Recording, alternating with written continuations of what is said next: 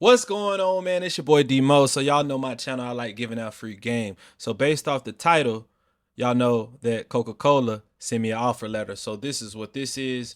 But we gonna go through the process. We gonna go through the processes of how to get the interview, the interview questions, and then everything that happened after.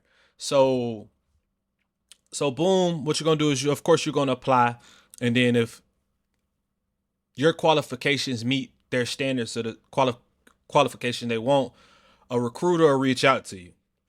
And once the recruiter reach out to you, she'll send you an email. She'll send you an email, and that link will be you choosing your time to go for the interview. So that email will have two things in it, two main things in it, but it'll have like your time, that the location, and everything like that. But it's gonna have this. I think these are our cultural principles, and then it's gonna have this. It's gonna have how they want you to answer your interview is stars. So it's situation, task, action, and result. They'll send you this, so you'll get this stuff. But I'm gonna give y'all the interview questions anyways. Well, the interview questions I got. So boom. Um, well, first I'm gonna go to how my experience was. So, anyways, of course you pull up. I pulled up, and I think it's a good idea to pull up 30 minutes early. I pulled up 30 minutes early. This is in Austin. Pulled up 30 minutes early. Sat there, signed in. Then the manager came and got me from the back, and then he took me to the office, and it was two managers because I guess they got certain size of the truck driving. I guess you got I want to say small store, big store, side loader, different loader, or whatever. But it was two managers, and we sat down. So it was a very formal It was a very formal interview. It wasn't. I'm gonna show you the game, but still prepare how this lady or the recruiter wants you to prepare for. But I'm gonna give you the game anyways. But it was a very formal interview. They didn't do any of that star stuff at all. um it was just like a man-to-man conversation, just a regular conversation, and I think I got lucky with that. But if you in a bougie ass area or a uppity area, you probably gonna get that that interview style they want you to do, like star and situational questions. But I got some of those questions because they did ask. But boom, it was very cordial interview, informal. They asked me questions and stuff like that. So without further ado, I'm gonna go to this document because I wrote down the questions for y'all to have. So this is how it started off. Like I said, I don't want to make this video too long. Like my last video was long as hell, but I don't want to make it too long. So it might seem like I'm rushing, but I want to get y'all in and out. So this in no particular order, but I tried to give in to no order. But of course, first they say tell me about yourself, and this is the part I told them where I was from and my personal big accomplishments, like showboating. And this is the thing that you want to do to make yourself stand out. And then you give them a brief rundown of recent relative jobs while still making sure to highlight how it's irrelevant to the position. And if it's not irrelevant, man, try to kind of include it and make sure it's like a reasonable way to be relevant. And then they're gonna ask you, walk me through your experiences or whatever. So that's when you walk them through your experiences and tell them how some of your previous jobs are related.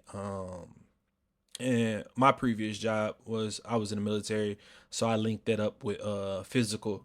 I'm gonna be prepared for a physical day, which not everybody is. And then I did capital raise distributions, and I linked that up with the standing operating procedures, which is I'm touching all the freight, down stacking, dialing shit in. I used all that. So let's walk me through your experiences. Then they tell me this is some situational questions. They said, give me a time when you had to fix slash correct a situation to satisfy a customer. I call it management. You fix the situation yourself. That was a key one. I ain't gonna lie, this one was a key one. And what did you do and how did the customer react? So I just gave them the story, which was a true story. But I told them that I punctured a beer, and then I told the customer I was gonna pay the shit back. The customer was, when I say customer, customer is your customer or the or Coca-Cola customer slash store owner or manager. But he was cool. He walked off. So this was a good story. Like I paid for it out of my pocket. I didn't have to call management or no shit like that. So boom, this is a pretty big one too. How do you manage large products? Use relative. This is my thing. I'm sorry, I should have put this down here, but this is what I'm telling you to do. Use relative experience. And ain't gonna like say how do you manage large projects and then tell you to do it. This is what I'm telling y'all to do. So let me unbold that. So boom, I'm gonna tell you use relative experience. So this is a good one. Y'all could copy this down to be honest. Start by planning my day, review my route and delivery schedule. Look at my time sensitive deliveries. Conduct my pre-trip to prevent the preventable. That's the one that's gonna get them. Conduct my pre-trip to prevent the preventable. Then I attack the delivery, all the while putting safety first. Them last two is what's gonna get them. But you only can use this if you did some type of delivery job. But you can still sauce it up and like switch it to something you did using this. And then boom, how do you react under pressure? This is a fucking big one too, because you driving trucks. So you can't just be all frustrated, because they say what you call them, the drivers that be driving angry and shit. You in an 18 wheeler, so you can't be frustrated, switching lanes, mad, angry driving. So this is a fucking big one that they gonna get you on if you say some goofy ass shit.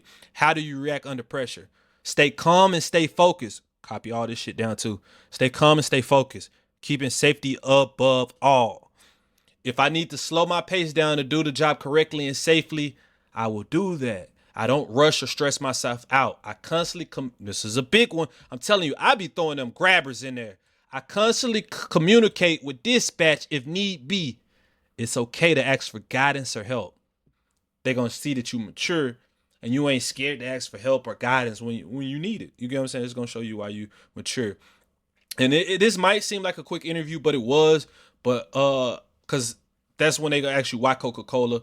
But I'm gonna tell you most of the time is spent with your experience, and then they'll ask you some some situational, some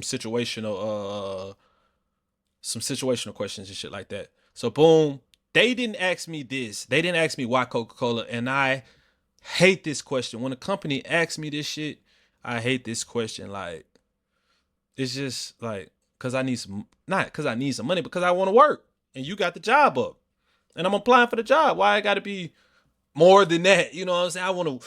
I want to work for Coca-Cola because you guys are billionaires. You guys are a global empire. Like, fuck out of here. But they did not ask me this, but this is what you need to be prepared to say. I'm committed. I'm willing to learn and grow with the company. And then let's type that in there. You have to ego stroke the company. If they ask you this, why Coca-Cola, you got to tell them I'm committed, I'm willing to grow, to learn and grow with the company. Then you have to stroke their ego. You have to put something in there that they did. Like what I was going to do, I was going to say, yeah, Coca-Cola is a global, what was I going to say? Coca-Cola is a global powerhouse. Yeah, some shit like that. Coca-Cola is a global powerhouse. Their marketing strategy is unique and above none. Some shit like that. And then what I was going to do, since I'm a sports guy, I was going to say sports. I see their footprint in sports is unique, and stroke their ego a little more and say some shit like how they Coca-Cola's partnership with FIFA and maybe the Olympics and some shit like that. Just stroke their ego. Boom. I ain't get asked that shit. And then they're gonna say, do you have any questions? And for the love of God, I used to do this shit. Don't be like, no, I don't got no questions. No. You got to show them you're interested. So these are some of the questions you want to ask at this job. Time window for CDL driver departures. Like you come in at 3 to 7, when the latest I can leave out. Of course, that depend on when you get your route, shit like that. And how far, this is a decent one. How far north, east, west, and south do the company go? Like how far do y'all guys go up north? How far do you guys go south? And they're gonna say some shit like we go all the way to Houston, we go all the way to Dallas, some shit like that. But it shows that you kind of know what the fuck you talking about. Like he probably drove before. And what's the average? This is one you want to ask for. Average wait time to get a route. You know what I'm saying? Because you don't walk in there getting a route. You have to. It's in some places it's seniority, and then promotion opportunities. What's beyond CDL driving? And this highlights what you just said. I'm committed. I'm willing to learn and grow with the company. Accent promotion opportunities show that okay, you just reinforce that. And then we got some key things to include. One is acknowledge that it's a physical job and you can perform the job. Use past experience if you can. And I use my military experience because a lot of people can't do this work. It is physical. So you gotta acknowledge the physicality of it. And then two, this is a big one, man. I'm putting y'all on fucking game. Listen, write it down, take notes. Boom. I hate when I highlight it. This is more than just the stock and beverages. Acknowledge the customer centric side of it as well. Building relationships with store owners and managers. And this ain't some shit you just shout out like, oh, I know this, I know this. You included in some of your questions and shit like that. So I had to throw that down. So after the interview, boom, I felt like I did good. I did do good. They send me some of this shit and they gonna send you boom some benefit shit. They're gonna send you some clearinghouse shit. You gotta get registered with clearinghouse. And boom, they're gonna send you some registration, drug and alcohol bullshit. I'm sorry, not bullshit. Um, because I don't want nobody looking at this and be like, look at this fool. We should never hired him. And then like I said, they this is some of the bull crap they sent you. Um, but what else I had? This is after the job, after the job, after the job. That's about it, right? Oh no, I can show y'all some of this stuff. Boom. After I got the job, these are some of the steps I got. You'll get your offer letter, your benefits overview, driver brochure, and registration, driver instruction. And then I know y'all gonna ask this question: how long did it take? I I literally it was like Thursday of last week, and they told me Monday morning. So it took third after Thursday, Friday, the weekend. They wasn't even working on the weekend, and then Monday morning. So it took about 4 days for them to get back with me. The recruiter called me up and was like, "Hey, the managers like what they we want to extend your offer." So boom, after that, after you do the attached files and all this crap, um, this information is required. Uh, Online application. I think I did this. You got to do your background and all this. And I think I did this. The drug house clearinghouse. That's what I just told you. And then tomorrow I'm gonna go do my drug test. And this is what I'm on right now. And I think I already did this driver qualification. You got to do a link, and then you follow up, and then you good. And I think my start date is March, not March. I'm tripping. It is March. March 3rd. My follow up is March 3rd. But I'm gonna get some meta glasses so I can have that. So I can have some of that footage for you guys, and that's gonna be some code. That's gonna be a code video. But like I said, I don't want to make this video too long. It's getting to 12, so that's pretty much where I'm at right now. And then boom, I got some updates for you about some jobs. Of course, you remember I applied for Pepsi Cola. Pepsi Cola, I did a pretty good interview, but I believe my best interview because I prepared was with Coca-Cola. But I used some of these same materials in Pepsi Cola, and they really liked me. I think the only thing that the reason why I didn't get this job is because my experience. But Pepsi Cola really liked me, and they pay way more. But I think it's more back breaking work. And then I didn't get the job though. But they did say they was gonna keep me on standby. And of course, you know Coca-Cola. I got the job. Frito Lay, Frito Lay is like a bull crap. Frito Lay, they driving vans and shit. It's not even like what I thought it would be, like a CDL or Class B. That's not. And then Texas Material was crazy. Long story short, I had a Texas Materials Concrete. I had an interview today, and they offered me that job the same day. But this concrete is finna start booming if you just got your CDL because construction finna go crazy. They prep for summer builds, not summer body build, summer houses. They prep right now. They're trying to build houses. Hurry up and build houses for the summer move-in specials for communities and shit like this. This is usually when you build your house in springtime and in the summer, preparing. So these jobs is probably gonna hire instantly. But man, that's about it, man. What else? I think that's it. I reached a good time, man. If y'all got any questions, comment below. Comment below. What is some I miss? My salary range should be from anywhere from $26 to $28. What I can tell y'all from me looking at the facility, the trucks are a lot smaller than I think what 54, 56. They're a lot smaller than like Pepsi or Capital Reds, the beer distribution, and that's what I think is going to be key. You got the option between 3 and 7 at my local branch. Of course, that's when you get around and you build that customer. It's 4 days on, 4 days on, 3 days off, and my schedule would be Tuesday through Friday, which is beautiful.